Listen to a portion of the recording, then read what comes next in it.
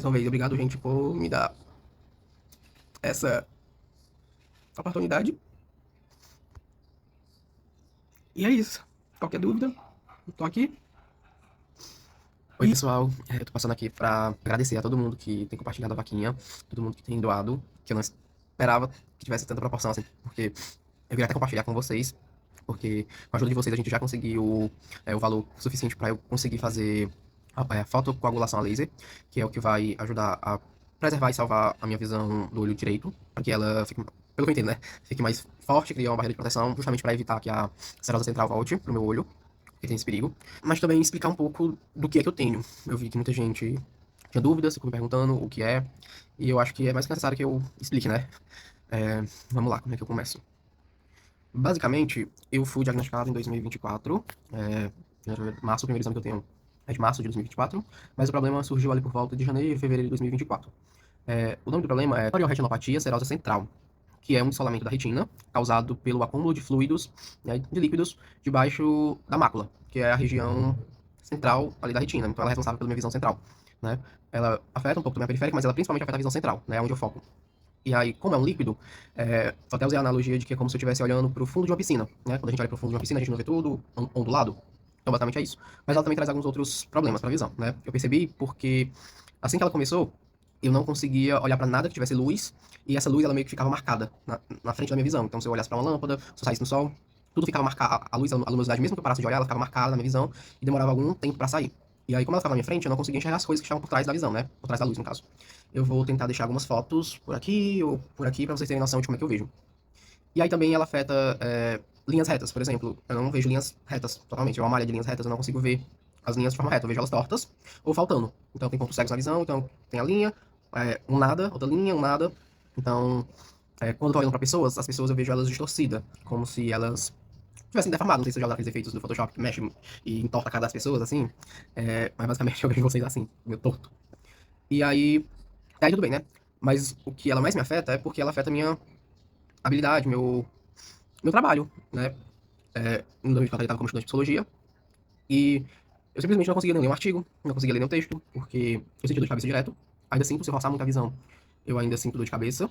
Tem dias que eu tô muito irritado por conta da visão, por forçar demais ela, e aí eu fico irritado, porque eu me sinto que eu cego, me irritou.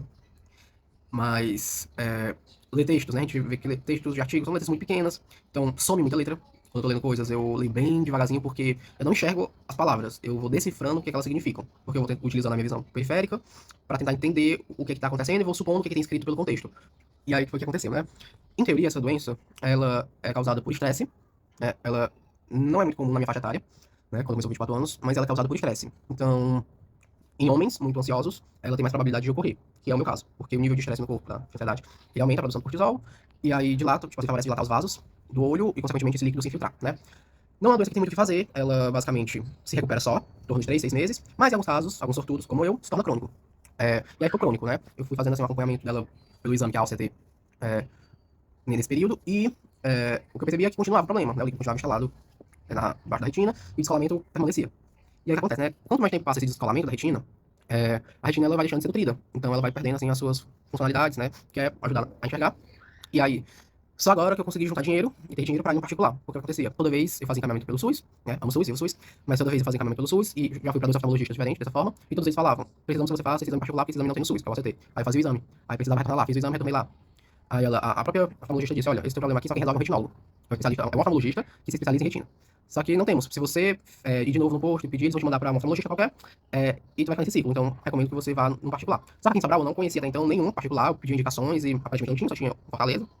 E eu não tinha condições de ficar em Fortaleza para fazer consulta. Então, né, demorou mais ainda para conseguir saber o que estava acontecendo no meu olho. Aí, este ano, eu descobri que tinha um retinólogo aqui em Sobral. Aí consegui cuidar de mais de um. E aí, fui atrás, marquei a consulta, fiz outro exame para poder saber exatamente como é que estava atualmente. E ele me explicou o que eu tinha e qual era o prognóstico, né, o que fazer. E aí, qual é a explicação?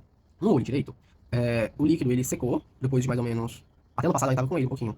Então, acho que era outubro, eu fiz o exame. Até mais ou menos outubro do ano passado, ainda tinha um pouco de líquido no olho direito. E mais agora, quando eu fiz em março, o líquido tinha secado. Só que vocês vão ver, vou botar aqui a foto. Tem uma. Fóvea, o nome. Tem só um buraquinho, né? Cavado. E isso acontece que a retina ela subiu e desceu e ficou esse buraquinho. E assim, se for pra me depender só dessa visão do direito, dá pra viver. Com dificuldade, dá pra viver, né? Você me virando, assim. Não é o ideal, mas não tem o que fazer. É, mas aí, o problema é principalmente no esquerdo. No esquerdo, o líquido não seca. Por quê? O médico descobriu que tem um rasgo na retina. Ele disse que como o grau de miopia é alto, a parede da retina ela é mais fina, e aí favorece esse rasgo. Então, por isso que provavelmente já tinha esse rasgo desde quando ela surgiu, e por isso que não secou, igual o protetor direito. E ele disse que é um rasgo na parte inferior. E ele disse que enquanto tiver esse rasgo, vai ficar infiltrando, até chegar ao ponto de eu cegar. E se for pra me viver com o olho esquerdo, eu já não vejo quase nada. Eu não consigo ter uma vida funcional dependendo do olho esquerdo, né? É quando se daqui pra cá já tivesse perdido a visão, ela é mais escura, e o pouco que tem assim de mais periférico, ela é distorcida. Mas, por mais que pouco que seja essa visão, ela é que eu tenho e ajuda de alguma forma, melhor do que se eu fosse visão monocular, né? Só de um olho. Então, o que ele me sugeriu? Fazer 2 sessões de fotocoagulação a laser no olho direito pra proteger. Não sei como é que protege, mas só explicando pelo que foi me dito. Que elas parece que criam uma camada, célula, enfim, não sei, que protege, e isso evita que a célula central ela retorne, né? Então, porque tem chance dela retornar. E no olho esquerdo tem que fazer uma cirurgia de retinopexia. Essa cirurgia é mais delicada. Ela não faz aqui em Sobral, ela faz em Fortaleza. Ela custa à vista. Pay buff, dinheiro. 9.550. Né? E se for parcelado, ela fica quase 11 mil. E só parcela em 3 vezes. Então, tem dinheiro pra isso. E aí, vou ver o que acontece primeiro. Se é botar o dinheiro pra essa cirurgia, ou ficar cego. Já chorei, já muitos sonhos que eu tinha, eu não sei se eu vou ser capaz de realizar, porque eu vivo numa profissão que a gente exige muita leitura, muito estudo. Pra fazer um mestrado, preciso ler, eu preciso estar na frente do computador, pesquisando. E isso tudo é muito doloroso pra mim, de não conseguir, ou de ter essa grande dificuldade, essa barreira, né? É, toda vez que eu leio, eu fico ansioso, porque me coloca em contato com a minha dificuldade. Atualmente eu uso o Kindle na letra maior que tem, pra poder ler assim, e não perder a leitura, que é uma coisa que eu gosto, mas que é cansativo, eu não consigo passar muito tempo lendo, né? Eu leio em pequenos blocos. É, e aí, é isso.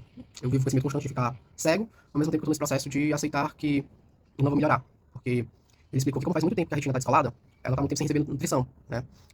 As ligações, elas estão há muito tempo desconectadas. E aí, ele disse que provavelmente não vai melhorar, mas é uma cirurgia pra não piorar. Ele vai cauterizar, acho que com um gelo, uma coisa assim, tá muito gelado. Ele cauteriza, fecha o buraco, aí parece que ele faz um pontinho pra retirar o líquido que tá, e a retina descer de volta pro local.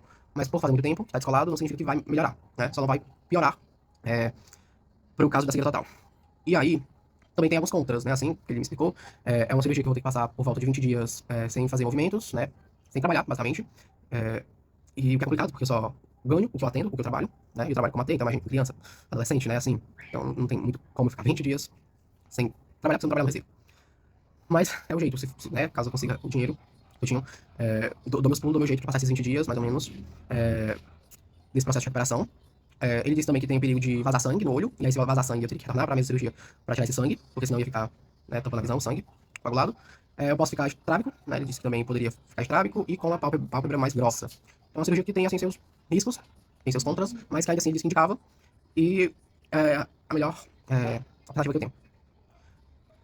Mas no mais, eu queria realmente voltar e agradecer a todo mundo que está me ajudando.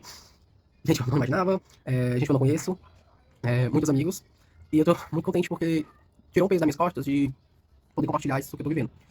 Eu pensei muito, é uma situação assim que eu me expor, que eu me sinto muito vulnerável, com vergonha de estar pedindo ajuda, mas que vocês não têm noção de como estão me ajudando, porque só de saber que eu, pra conseguir o dinheiro pra poder fazer as sessões a laser, eu sei que eu vou conseguir proteger esse olho, e que tem a chance de eu não ficar cego total, porque pelo menos esse olho aqui direito eu vou conseguir proteger e ainda viver com ele do jeitinho ruim que ele tá, mas do jeitinho ainda que dá pra viver, isso não tem preço. Eu tô muito feliz mesmo, de verdade. A gente também tá falando aqui na câmera, mas eu queria de verdade agradecer a cada um por me dar essa esperança, porque eu já tava sem, eu já não tava, como eu posso dizer, sem ser bloqueado aqui no meu histórico aí, né? Ficava pensando muitas besteiras. Então, mais uma vez, obrigado, gente, por me dar essa oportunidade. E é isso. Qualquer dúvida, eu tô aqui. E se vocês puderem ainda, quem já ajudou a divulgar, até a gente conseguir bater a meta pra cirurgia, eu agradeço demais, de coração.